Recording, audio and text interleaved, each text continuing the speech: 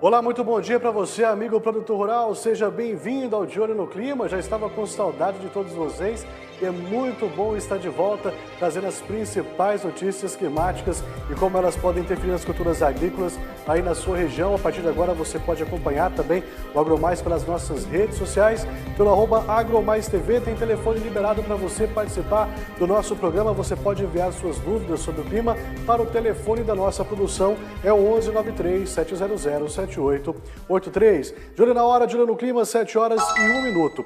Os prejuízos causados por fenômenos climáticos no Brasil chegaram a mais aí de 168 bilhões de reais em uma década. Detalhes com João Paulo Mariano.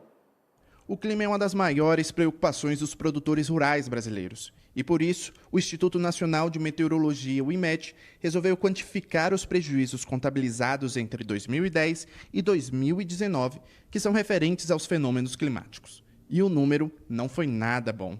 Os prejuízos causados por eles chegaram a 168 bilhões e 400 milhões de reais. Isso tanto no campo quanto na cidade.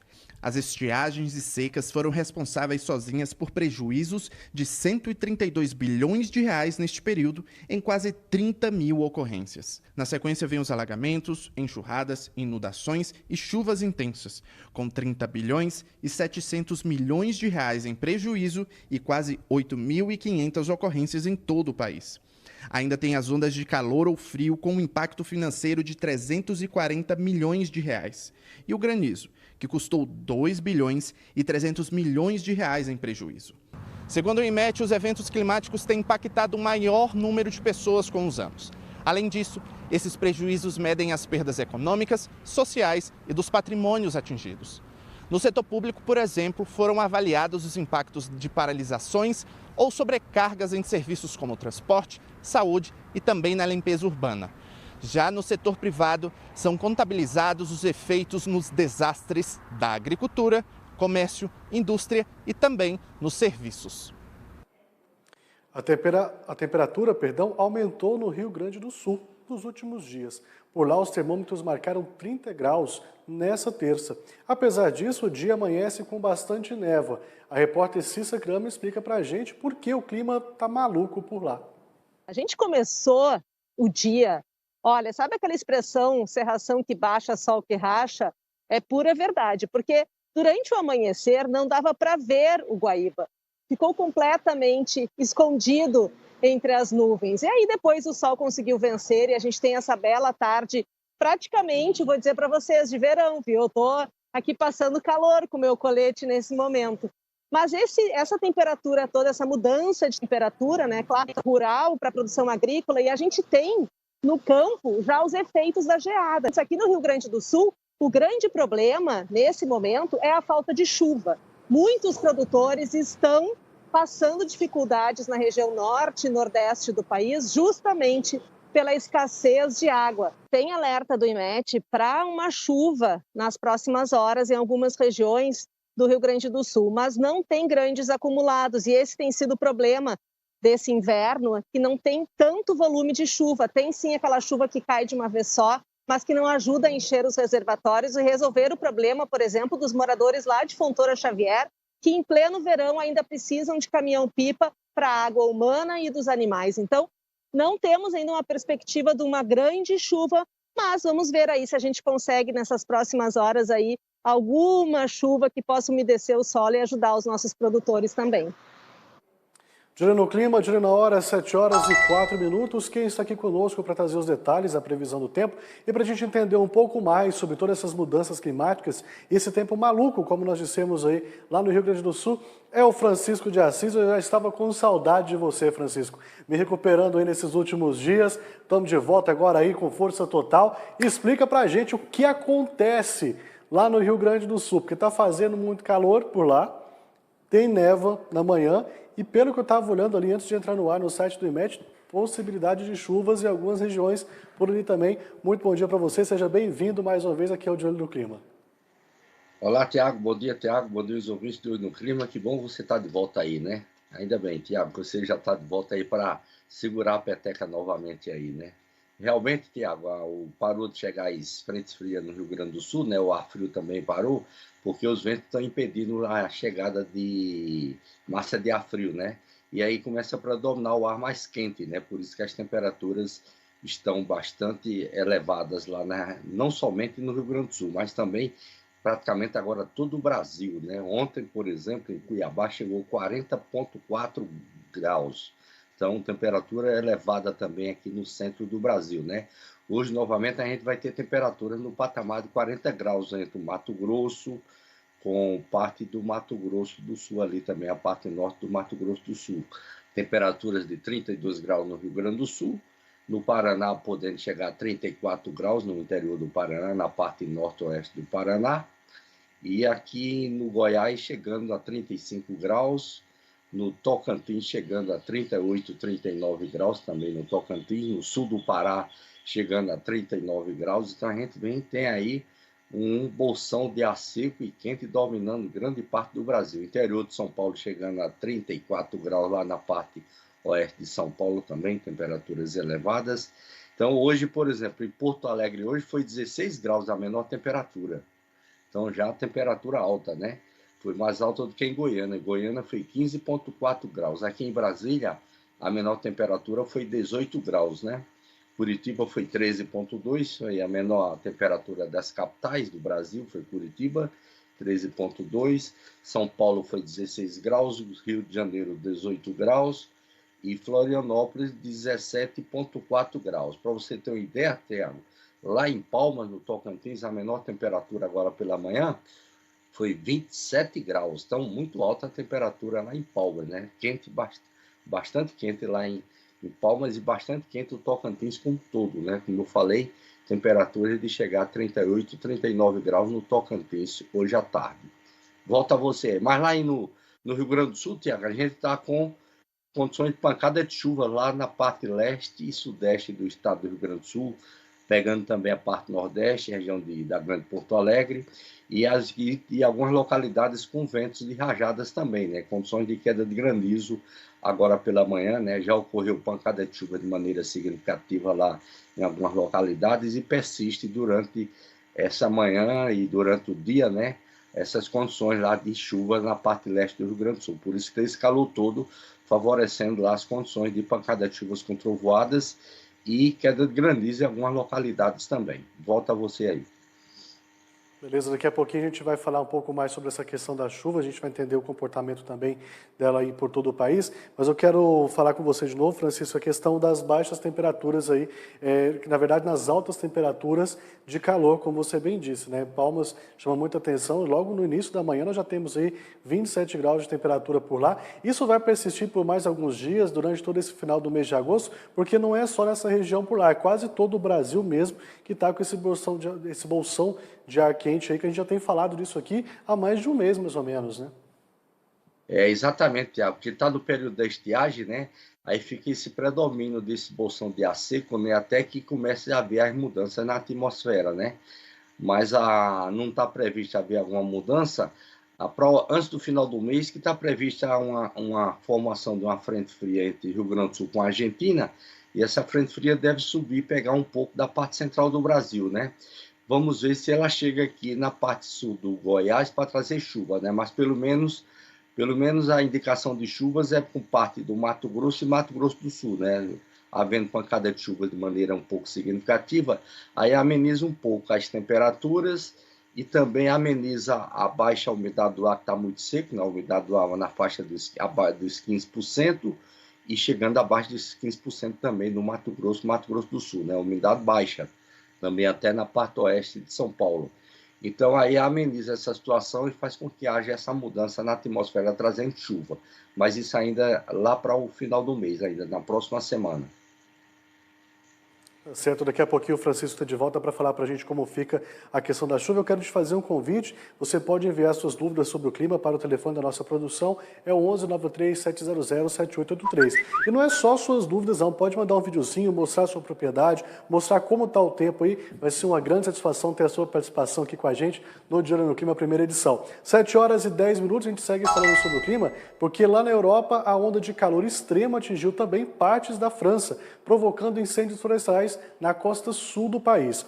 Milhares de pessoas, incluindo campistas de férias, ficaram desabrigados após o fogo atingir as proximidades do resort de luxo Saint-Tropez. Cerca de 900 bombeiros e petroleiros estão lutando contra o fogo em condições difíceis, com altas temperaturas e ventos fortes. O sul da França é a última área da bacia do Mediterrâneo a ser atingida por incêndios florestais neste verão, um fenômeno sazonal que os cientistas advertem que se tornará cada vez mais frequente por causa do avanço do aquecimento global. De acordo com as autoridades, cerca de 5.000 hectares de terra foram queimados até agora.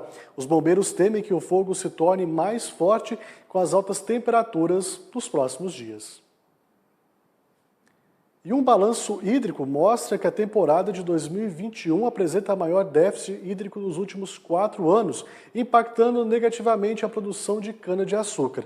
Sobre isso, nós conversamos com o Felipe Reis, analista de culturas da JOS Brasil. Acompanhe. Quando a gente olhava na última semana, no final da última semana, quarta, quinta, sexta-feira, nós tínhamos uma previsão para esta semana e para os finais 5, 6 dias do mês de uma nova queda de temperatura.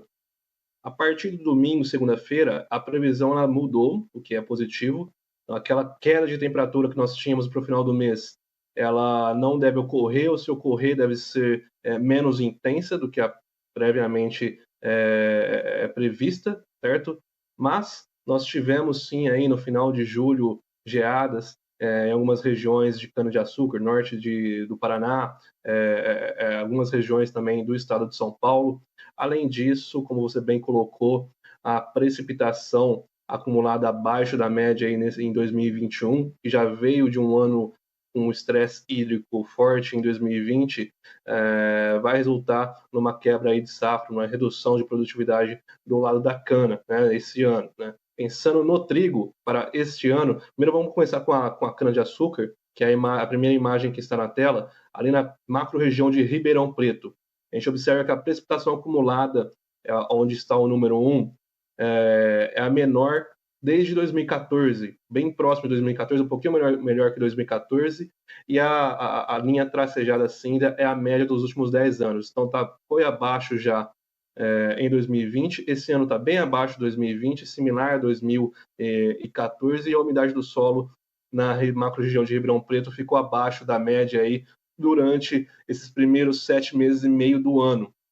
Isso vai colaborar isso aponta, né, uma redução de produtividade para a cana-de-açúcar, né? E quando a gente olha a previsão para os próximos dias, de que a seca continue, né, pelo menos para o modelo europeu. O modelo americano aponta uma volta das chuvas, mas nada que possa restabelecer a produção de cana-de-açúcar a um bom patamar, tá? Então nós devemos ter sim uma produtividade reduzida de cana-de-açúcar este ano, certo? Pensando do lado do trigo, agora, a gente imaginar ali a macro-região de Itapetininga, ali o sudeste de São Paulo, do estado de São Paulo, uma região forte para trigo no estado, nós temos também, exatamente agora com o mapa a gente pode ver um pouco melhor, a gente tem uma situação de precipitação acumulada, se a gente pegar os primeiros 7 meses e meio do ano, similar a 2006, ou seja, não chove tão pouco desde 2006 nessa região. E a umidade do solo em patamar muito abaixo da média, né, que seria a linha tracejada, o que acende uma preocupação. A gente ainda está no começo do ciclo, tem muita coisa para rolar, certo? As geadas de meados de julho pouco afetaram, até mesmo pelo estágio do ciclo que está no começo. As do final do mês passado já afetaram um pouquinho mais, né? Mas vamos esperar as próximas semanas. Caso a gente tenha uma geada em setembro, isso pode ser bem mais prejudicial, mas vale ficar atento ao nível da umidade do solo, que está bem abaixo da média, e se continuar assim, a gente deve ver uma redução da produtividade para o trigo também. Agora com o meteorologista do IMET, o Francisco de Assis, já está aqui com a gente, só passando a hora, são 7h15 agora. Francisco, nós vimos aí mais uma situação preocupante agora para uma cultura específica, que é a da cana-de-açúcar, que já estava com previsão de baixa devido a uma seca que nós tivemos lá no início do ano, e agora, mais uma vez, se confirmando isso para a próxima safra, isso vai impactar diretamente. E o produtor quer saber quando é que vai chover nessas regiões aí, onde nós temos plantação de cana, principalmente no sudeste, ali aos arredores da capital São Paulo? Pois é, né, Tiago? Exatamente no estado de São Paulo, né, onde tem lá uma grande produção de cana-de-açúcar, onde ele estava falando, né? E ali não tem a previsão de chuvas também para esses dias agora, Tiago. Há uma previsão como eu falei, né, de uma subida de uma frente fria chegar antes do final do mês, né, lá pelo dia 26, 27, 28. Aí essa frente fria pode trazer, sim, alguma chuva lá para o estado de São Paulo, né, pegando a região as regiões lá de cana-de-açúcar. Mas são chuvas esparsas, né, chuvas isoladas, deve acontecer uma pancada de chuva de maneira significativa em algumas áreas. Por enquanto, como ainda está muito longe, ainda não tem uma resposta muito, vamos dizer assim, concreta de quanto deve, em termos quantitativo dessas chuvas, porque a atmosfera está muito seca, né? Mas na proporção que fosse aproximando mais, chegar uns 5 dias antes, mais ou menos, aí dá para ver uma previsão melhor sobre a distribuição dessas chuvas no estado de São Paulo, né? Mas já há uma boa previsão, né? Um sinal que realmente deve ter uma frente fria chegando, trazendo chuvas para essas regiões que está muito seca lá, regiões de cana-de-açúcar do estado de São Paulo, como também do Mato Grosso do Sul. A chuva está mais concretizada, mais para o Mato Grosso do Sul de acontecer também do que para São Paulo, para esses dias, antes do final do mês. Tiago, volta a você aí. A gente está vendo no mapa aí que a Ana colocou para a gente, Francisco, bem do seu lado, que nós temos uma precipitação de chuva um pouco maior na região norte do país, né? Até tem uma previsão também de um pouco de chuva intensa, nós estamos vendo aqui agora, nessa região ali pegando mais a capital Boa Vista, um pedaço mais ali também do Amazonas, parte ali quase que chegando no Acre, acho que nem vai chegar muito bem ali no Acre, e parte também do Pará. Vai ter essa previsão de chuva mesmo para essa região, assim, concretizada, ou mesmo só uma previsão aí que a gente está para esses próximos dias? Vai sim, para lá, para Roraima, norte do Amazonas, oeste do Amazonas ali, principalmente a parte noroeste, noroeste do Pará e Amapá. A gente tem condições lá, a previsão é de pancada de chuvas com trovoadas, chuvas bem significativas, Tiago, para decorrer do dia de hoje, né, principalmente à tarde e à noite, devido à alta liberação de calor latente que ocorre na Amazônia, né? Daí dá formações de nuvens de convecção com trovoadas. E também de chuvas isoladas ali no Acre, né? Chuvas isoladas no Acre, chuvas isoladas na parte central do Amazonas, né? Também acontecendo chuvas isoladas na parte central do Amazonas, também pancada de chuva na parte norte do Pará e também no norte do Maranhão. E lá no Nordeste a gente tem a persistência das chuvas ali no litoral do Nordeste, né? Ali no leste do Amazonas, leste da Bahia, no leste de Sergipe e de Alagoas, né, adentrando mais um pouco para o continente, pegando quase praticamente todo Sergipe e Alagoas, né, as chuvas sempre de maneiras isoladas, chuva um pouco mais fraca, mas sempre persistindo essas chuvas, né? Chuvas também no litoral de Pernambuco, da Paraíba e litoral do Rio Grande do Norte. Para o interior do Nordeste, o predomínio também é de sol com poucas nuvens, né? E também baixa umidade do ar na região, né? Principalmente no sul do Piauí, sul do Maranhão, oeste da Bahia, com umidade do ar abaixo de 20%, temperaturas elevadas chegando a 37, 38 graus no Piauí, 36 graus em Pernambuco, na Paraíba e no Rio Grande do Norte e no sul do Ceará. Volta a você aí, Tiago. A gente vai ficar de olho aí, porque grande parte do país ali a gente pôde perceber que está longe de ter aí precipitação de chuva por esses dias, como o Francisco bem disse, algumas regiões mais aí só ao final do mês. Francisco, muito obrigado a você, uma ótima quarta-feira, bom trabalho, amanhã temos um encontro marcado às 7 da manhã aqui no De Olho no Clima. Ok, Tiago, uma ótima quarta-feira a todos também, todos os ouvintes aí do Agro Mais, e até amanhã.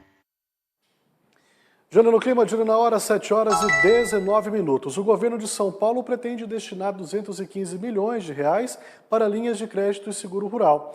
Parte dos recursos será dedicada aos produtores rurais afetados pela pandemia, bem como pela seca e também as geadas. A informação foi dada pelo secretário de Agricultura e Abastecimento do Estado de São Paulo, Itamar Borges, em entrevista ao AgroMais. Acompanhe. Nós estamos destinando 57 milhões para seguro rural. É o maior valor já destinado para seguro rural aqui no estado de São Paulo, da Secretaria.